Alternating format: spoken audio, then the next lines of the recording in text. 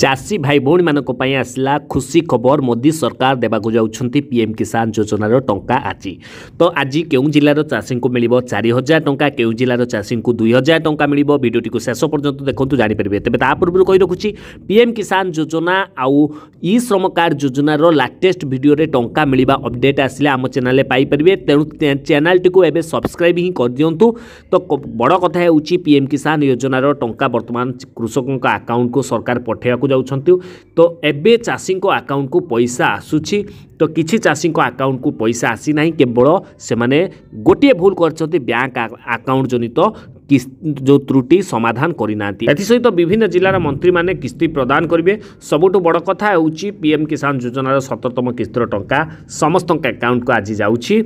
तो जहाँ अकाउंट को पैसा जाई नाही से माने निश्चित कमेंट करी जणांतु सेमानक अकाउंट को टंका जाइछि कि नाही।